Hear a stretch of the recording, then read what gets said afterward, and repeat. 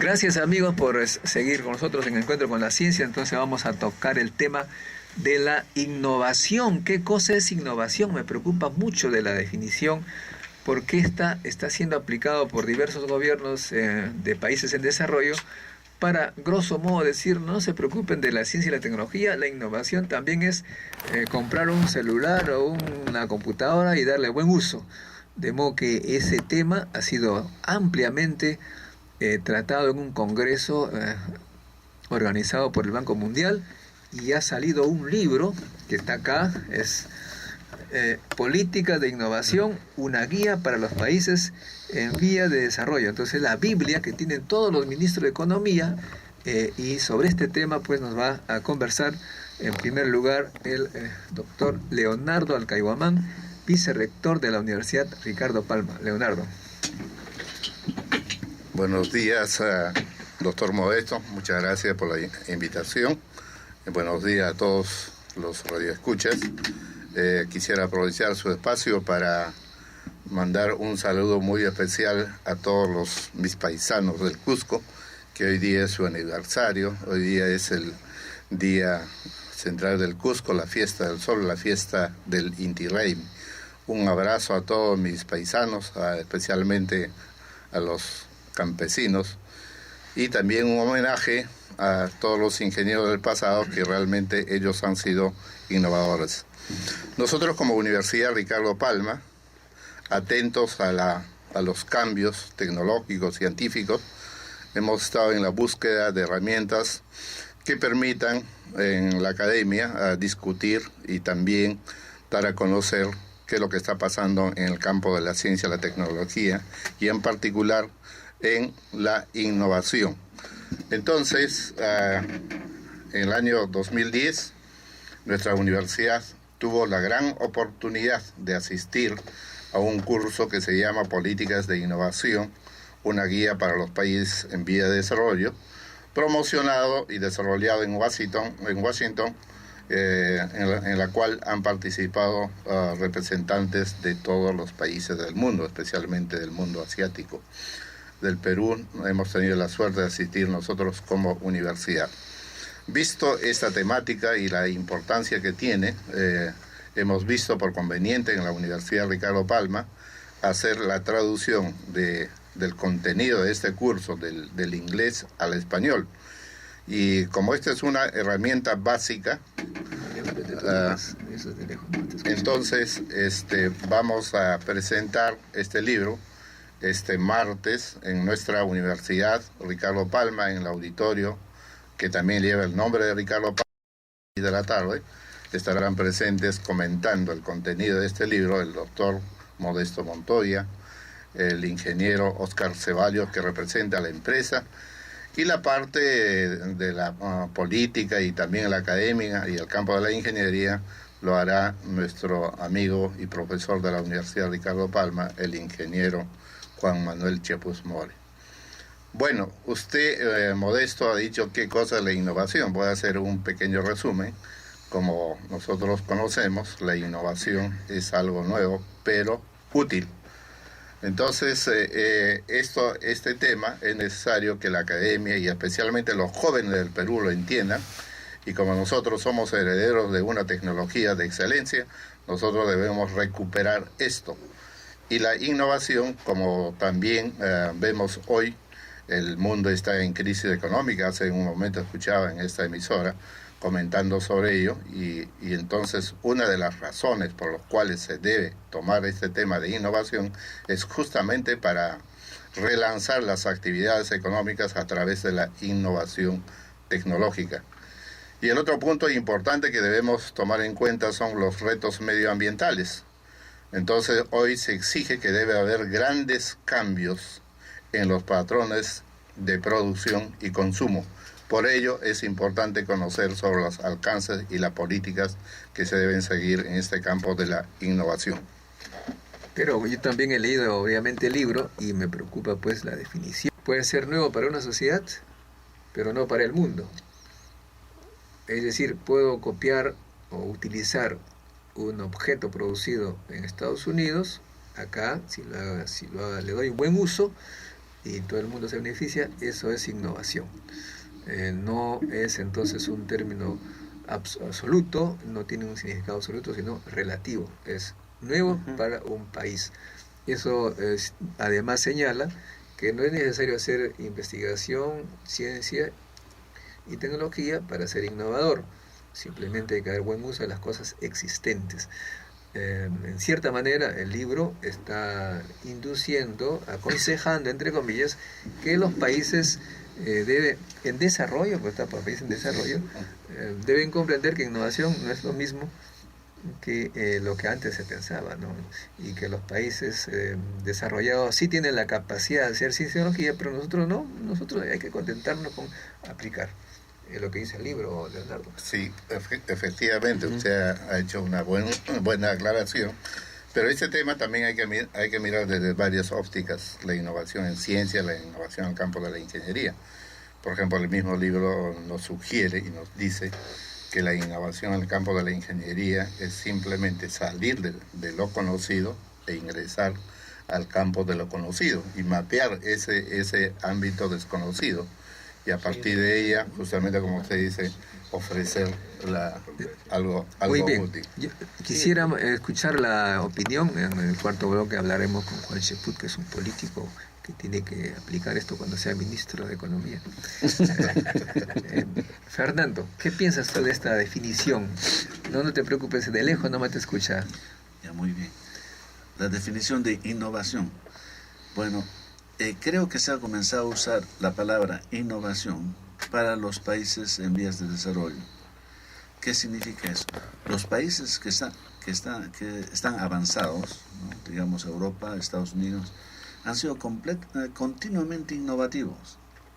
Es una competencia que existe, a veces una competencia mortal, ¿no? De quién saca los nuevos productos,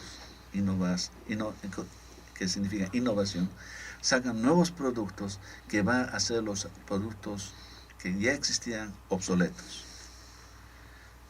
Si una compañía saca un proyecto que hace el producto de otra compañía obsoleto, la otra compañía muere. ¿No? Eso es lo que lo entendíamos, pero en el libro señala que el objeto obsoleto de Estados Unidos que viene acá en segundo uso, diríamos, ya es innovador. Nosotros tenemos que incluso estar muy contentos. Es lo que dice el libro. No. Bueno, esas sociedades son... Para los países en vías de desarrollo. Esas sociedades son altamente innovadoras. Los países en vías de desarrollo tienden más bien a estar más dormidos. No se desarrollan desde el punto de vista de tecnologías, desde el punto de vista de productos,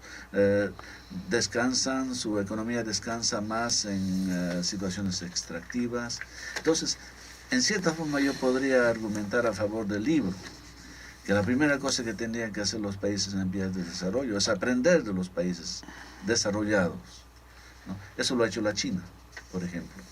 La China lo primero que hace es comenzar a reproducir lo que ya se hace en Estados Unidos, aprender a hacerlos mejor y más barato, usa todas las tecnologías robóticas y de alta producción de Estados Unidos y baja aún los precios más y rápidamente tiene acceso al mercado mundial, ¿no? Eso lo hace sin necesidad de crear nuevas tecnologías, nuevas ciencias, nada de eso.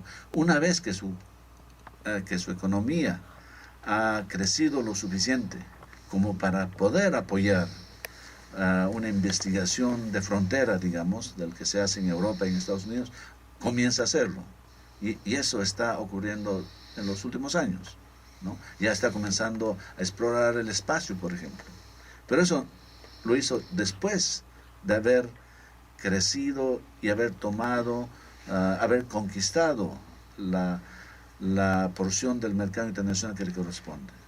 ¿Cómo es, Walter, tú esta palabrita innovación?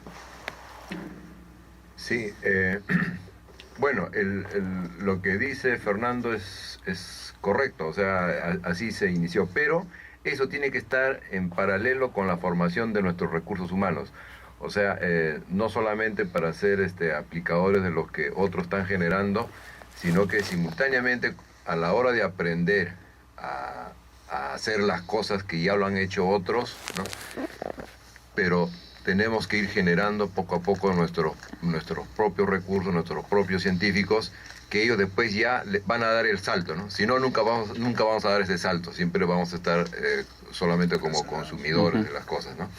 Entonces, en ese sentido, mientras se aplique simultáneamente estas dos políticas, yo pienso que entramos y creo que el país puede entrar o ya está entrando de a poquitos en esta forma. Ahora que el mundo está globalizado, es más fácil todavía hacer estas dos políticas. Lo que nos falta es una política de generación de recursos humanos, ¿no? En el campo científico. Eso sí, todavía estamos muy atrasados. Bueno, respecto a la innovación, la innovación no solamente se da en el campo de la ciencia y tecnología, ¿no? Sino se da en todas nuestras actividades. Es darle mejoras a nuestros productos, como dice Fernando, y que esto tenga impacto en el mercado, ¿no? Y esto, por supuesto, trae consecuencias que si uno saca un producto mejorado respecto a uno existente, el mercado mismo va a hacer que al producto existente pues va a ser desplazado, ¿no? Por estos nuevos productos.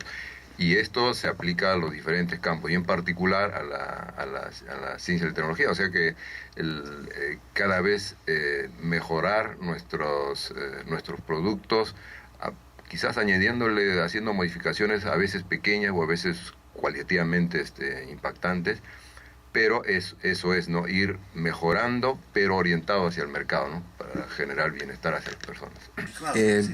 Tenemos una llamada de Brasil sobre el tema innovación. Mi nombre es ingeniero Armando Cabero Miranda desde Sao Paulo, Brasil. Quería dar mi opinión particular, no necesariamente soy dueño de la verdad. Para mí, con 20 años trabajando en desarrollo y pesquisa en la industria privada, como diría un colega, la invención es la inversión de tiempo y dinero en nuevas ideas. Y la innovación es invertir ideas y tiempo, convertir esas ideas y tiempo en dinero. Entonces tenemos que tener bien claro que aquí en Brasil la investigación, o sea, primero tiene que haber el invento y después la innovación. Normalmente las invenciones se hacen en las universidades y en las empresas privadas. El gobierno paga para que los doctores e ingenieros trabajen dentro de las empresas privadas o dentro de las universidades para crear las invenciones y después estas se conviertan en dinero, en cosas productivas, competitivas. Porque Perfecto. no adelanta inventar una cosa que no sea productiva. Puede ser no solamente en productos, sino en procesos nuevos de procesos existentes.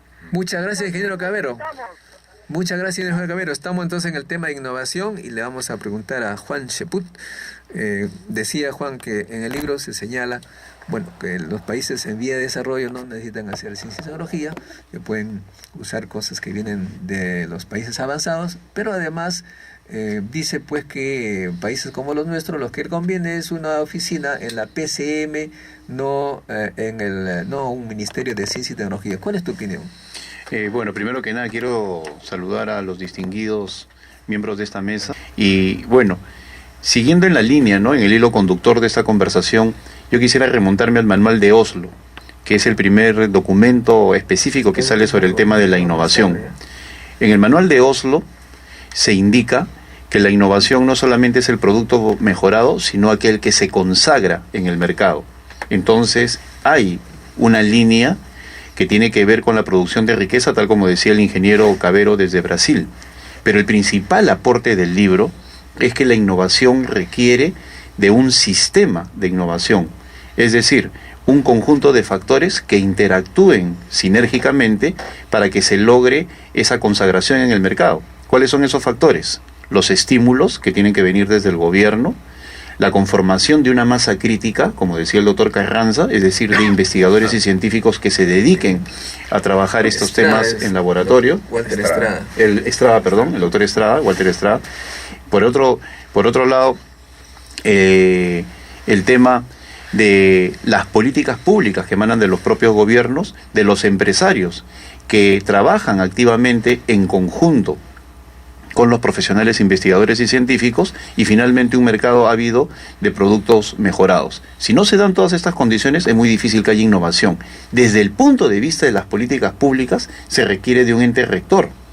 Cuando se dice en el libro de que no es necesario una entidad rectora en materia de ciencia y tecnología, pues entonces estamos obviando casos exitosos de otros documentos del Banco Mundial, como el llamado El Camino de Corea. Corea parte de la creación de un instituto de ciencia y tecnología que luego se convierte en ministerio, que al igual como decía el doctor Ponce, empiezan no solamente a imitar, sino a construir esa masa crítica de científicos e investigadores que van hacia las mejores universidades del mundo con cargo a retornar, para que luego se encarguen de las investigaciones que se requieren en los países y conformen los equipos innovadores. Ahora, sí estoy de acuerdo con el libro cuando dice que innovación no es lo mismo que investigación y ciencia, y te voy a dar un ejemplo. Las patentes, que son importantísimas en todo el mundo, no necesariamente es un producto terminado y consumido por el mercado. Si un inventor, por ejemplo, determina un nuevo chip, ese chip no va a ser consumido por el mercado sino a través de un producto que es la computadora. El chip por sí solo no es aceptado por el mercado, pero la computadora sí. Entonces, ¿qué es lo que tienen que hacer los gobiernos? En la masa crítica de científicos e investigadores, buscar las patentes, que al final son las que se usufructan y generan riqueza. ¿Pero cómo? Transformadas en productos. Entonces, si hacemos solamente una de las cosas, obviamente no se va a complementar con las exigencias del mercado. Es necesario que se articule todo un sistema en el cual participe activamente la universidad, políticos dedicados a los grandes temas. De preferencia, yo estoy convencido de que un ministerio sería fundamental desde el punto de vista de generación de políticas públicas. Empresarios ávidos de generar capitales semilla. Yo veo con envidia el caso chileno, brasileño, mexicano y colombiano, en el cual los empresarios donan en promedio, por empresa, entre 15 y 20 millones de dólares. ¿Para qué? Para productos de investigación. Me refiero a las grandes empresas, obviamente. En el Perú, si se dona algo, es completamente episódico y en algunos casos hasta ridículo. Entonces, si no se conforman capitales de semilla, si no se trabaja con un sistema activo de becas, si la academia no participa activamente, si el gobierno no dice políticas públicas, si los empresarios están de espaldas a las necesidades del país, pues no se podrá hacer innovación. Se necesita trabajar en diversos aspectos a la vez. Fernando, ¿alguna idea al respecto? Estoy completamente de acuerdo. Son palabras muy sabias y bien estudiadas. Walter. Sí, por supuesto, o sea, concuerdo totalmente lo que ha dicho aquí nuestro ex ministro de Trabajo, Juan Cheput. Y efectivamente tiene que ser una cosa estructurada, tanto como política de Estado y la participación pues de las empresas y el sector académico, ¿no? Ahorita lamentablemente hay un cierto divorcio entre estos entes y se requiere pues, ¿no?, que en realidad el Estado es el catalizador, esto que tiene que propiciar esta comunicación, ¿no?, entre estos sectores académicos y los sectores productivos, ¿no? Hay intentos, ¿no?, pero ahí falta algo y un elemento que ha señalado Juan es justamente eso, ¿no?, que el sector privado todavía ve con desconfianza hacia el sector académico, ¿no? Y esas son barreras que tenemos que vencer, ¿no? Y creo que el Estado ahí tiene que jugar un rol, ¿no? Puede ser con un ministerio o con un CONCITEC bien repotenciado. Bueno, eso ya es en el campo político, ¿no?, que tendría que definirse bien, ¿no?, cuál sería la estructura. Bueno, el CONCITEC ha pasado a ser un miembro más de los tantos organismos que están en la PCM. El problema es cuando hay tantos y no hay pues una priorización adecuada. Y ahora cuando yo quiero pensar con quién hablar, digamos, en ciencia y tecnología, será con el presidente del CONCITEC y el primer ministro no tiene tiempo para ninguno de los operadores. Además, como sabemos, los presupuestos, las políticas se deciden en el Consejo de Ministros. ¿Cuál es tu experiencia al respecto? Tú conoces muy bien, Juan. ¿Dónde se deciden los presupuestos y las políticas? Los presupuestos se deciden en el Consejo de Ministros, por eso yo soy un particular defensor de la necesidad de un ministerio de ciencia y tecnología. Juan, te pregunto eso porque mucha gente dice, no, lo que se necesita es plata, lo que se necesita son normas, pero justamente, ¿dónde se deciden esos? Plata hay, pero se gasta en asuntos triviales, en consultorías innecesarias en muchos casos. Lo importante es que esas cosas ¿Dónde va? Se decide en Lo el que se Consejo de decide es en Ministros. el Consejo de Ministros, y por eso yo creo que tiene que haber una voz, un Ministerio de Ciencia y Tecnología, para que de esa manera pueda defender las políticas públicas que se necesitan en un sector que hoy está completamente subestimado. Yo creo que lamentablemente hay un criterio economicista, un criterio de cajero en el manejo de los recursos públicos. Se critica, por ejemplo, a las regiones de que no invierten en las universidades, pero el propio Ministerio de Economía y Finanzas impide que la capacitación sea un fundamento de gasto porque dice que los intangibles no tienen cómo probarse y por lo tanto un gobierno regional no puede contratar a profesores exitosos del extranjero para que vengan a sus universidades, por ejemplo. Entonces, si no hay un ministro que defienda en el Consejo de Ministros el tema de ciencia y tecnología, pues lamentablemente no se va a tratar al nivel que se merece. Y las posibilidades de que el Perú sea un país desarrollado y que tenga un crecimiento económico estable van a ser mínimas. Hay una correlación perfecta entre crisis económica y países que no han invertido en ciencia y tecnología. Y cuando vemos que en el mundo desarrollado están sufriendo Grecia, España, Portugal, Italia, son los países que casualmente menos han invertido en patentes en ciencia y tecnología. Los países que más han invertido del Asia o de Europa, como Alemania, que acaba de meter 800 millones de euros más a los programas de ciencia y tecnología en plena crisis, son los que están saliendo por encima de esta crisis económica mundial. Por eso creo yo que si el Perú quiere aprovechar eficientemente sus recursos y hacer de este crecimiento económico algo sostenible en el tiempo y no episódico como en el guano, la harina de pescado, el petróleo, etcétera, etcétera, es necesario decidir de una vez por todas que el debate sobre la necesidad de un Ministerio de Ciencia y Tecnología es necesario en el país. Pero parece que el ministro de Economía lee pues este libro, Innovación, que son muy lectores de lo que dice el Banco Mundial, y ha decidido lo que dice también el libro a la PCM. Eso significa pues que hay demasiado economicismo en la política y falta ciencia. Pero un poco lanzándote la pelota, ¿por qué no en tu gobierno no se creó un ministerio? Bueno, casualmente porque en ese momento la situación institucional era otra. Había todo por reconstruir, pero sí se sentaron las bases. Comparar desde un punto de vista histórico lo que fue el gobierno de Alejandro Toledo, que salía de una tremenda crisis institucional en la cual había muchas cosas que reconstruir, exigía una serie de prioridades. La principal, recuperar la independencia de los poderes del Estado. Pero sí se sentaron las bases para que en un futuro se hiciera, por ejemplo, un gobierno de ciencia y tecnología, a tal punto que en el acuerdo nacional se indica claramente que el tema de ciencia y tecnología es un tema importante y gravitante y que bien merecería de funciones públicas específicas a través de un ministerio. La culpa no es de Alejandro Toledo, la culpa es de los que siguen, porque un gobierno que empieza a reconstruir sienta las bases para que otros sigan edificando, pero si no se edifica y más bien se retrocede, pues bueno, pues que el Perú saque sus conclusiones. Bueno, amigos, nosotros seguiremos luchando por esta idea que nos parece la más sensata, la científicamente deducida, no solamente por nuestras ideas cientificistas, sino por la práctica, porque sabemos cómo funciona el Estado, la estructura, cómo se dan las leyes. El Congreso no tiene iniciativa de gasto, no puede dar una ley que conlleve, por ejemplo, gasto para científicos. Es el Consejo de Ministros. En el Consejo de Ministros los ministros defienden su presupuesto, defienden sus políticas, a veces se pelean entre ellos y hay veces contra el ministro de Economía para lograr políticas adecuadas. Por ello, seguiremos nosotros preguntando a los científicos y a los ingenieros que se dedican a la investigación qué piensan y qué proponen sobre política científica y tecnológica en el país para dejar de ser simples exportadores de materias primas, como dijo el presidente Ollanta. Debemos de dejar de ser primarios exportadores, pero en la política más bien no es coherente con ello. Se ha condenado al CONCITEC a ser un organismo más de la PCM.